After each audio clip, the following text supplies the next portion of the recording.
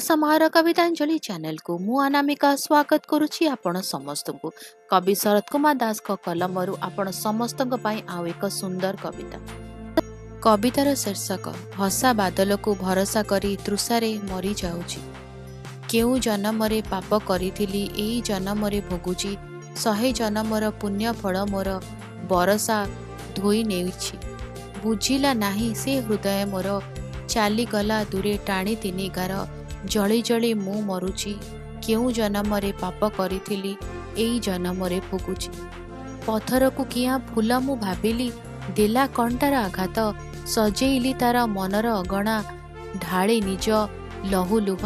सपन सकल भांगी देई गला काहेकि ताकू मु झुरुछि। केउ जन्मरे पाप करिथिली एई जन्मरे भोगुछि। जाणी मु पारुनी केउ आड़े जीवी केउठी घर अगणा। बाहरे नाचुची अंधार घन दिसु नाही जणे चिन्ह। भसा बादल को भरोसा करी मु तृषारे मरी जाउछि।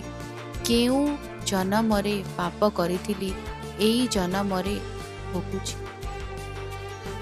कविताटी केमती लगिला? भल लगिला ना? जदि भल लगिला तो कौन करेंगे जानी वीडियो टिके लाइक करदेवे। आम को भल लगे वीडियो को अन्य मन सहित शेयर करूँ। चैनल को सब्सक्राइब करी बेल आइकन प्रेस करी ऑल नोटिफिकेशन को ऑन रखि था। उपस्थापन जदि किसी दोष त्रुटि रहीगला क्षमा करी अनामिका को। आसब आउ एक कविता सहित आसंता अध्याय आज्ञा दिंतु। रहुछि नमस्कार।